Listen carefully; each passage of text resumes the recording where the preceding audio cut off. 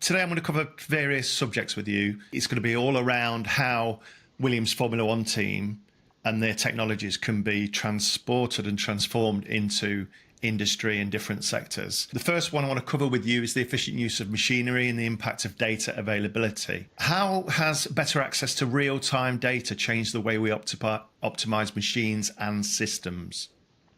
Well, previously in Formula One, we've always had the luxury of having huge amounts of data. It's well known there's thousands of sensors all across the Formula One car, through the engine, the energy recovery systems and so on.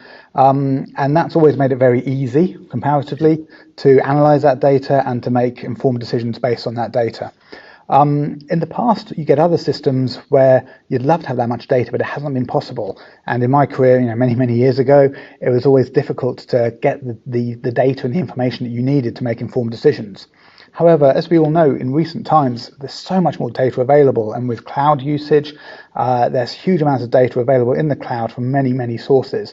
And as such, it's far easier now to use that data, and it's not actually the limitation of the data, but how quickly you can use it and make informed decisions from that data. So what if the data's not available within, obviously Williams Formula One has a plethora of data available, but what if a general industry has not got that data? What do you do then? Well, often you can infer the data, and it's important that you can understand whether you're basing, let's say, inferred data on something that's already inferred, and then you're building error upon error and so on. So it is important to understand the data source, how it's used, how it's derived. But in doing that, our skills and expertise allows us to really understand how to take the data we have available and make best use of it.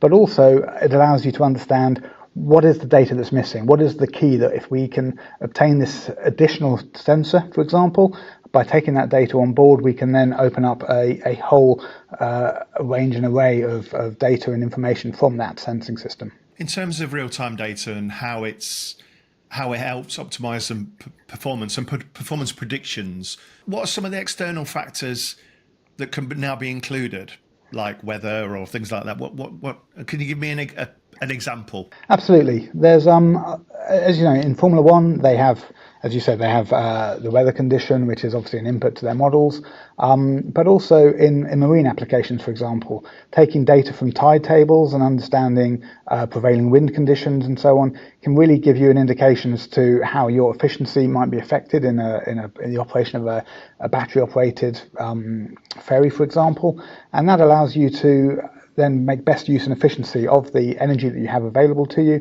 and use that data to make the decisions that can allow you to really right size and be really efficient and optimal with the technology solution you put in place.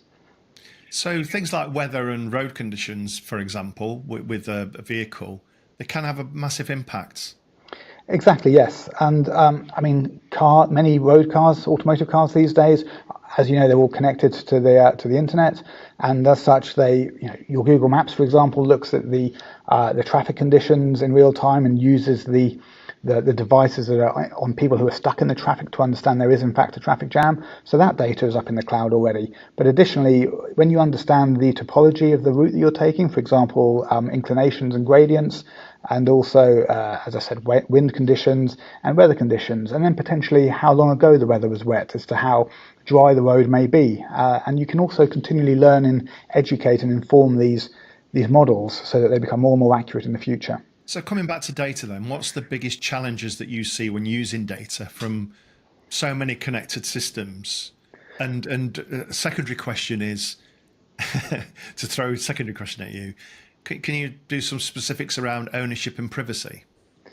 Yes, and I think you hit the point there, which is the ownership of the data. Whilst there is all of this data there, again, we all know that our phones are doing a lot of things that maybe we're not aware they're doing in the background. And there's been a lot of high-profile cases where, and there's even people contacting you about the ability to kind of claim damages for people misusing your data and having taught models without your actual know and say so and involvement.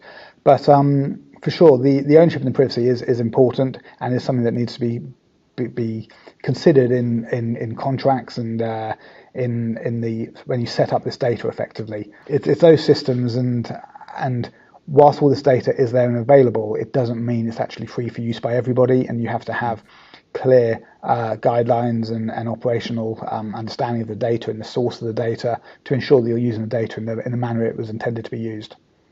So other than ownership and privacy then, are there any other big challenges when using these big connected data systems? So typically, I think whilst that data is available, potentially, subject as we just described, there's also the understanding where that data came from and the relevance of it. Whereas I described previously in non-Formula One applications, you typically didn't have the data available to you. Now that you have all of this data, the challenge is actually processing that data in a manageable time frame.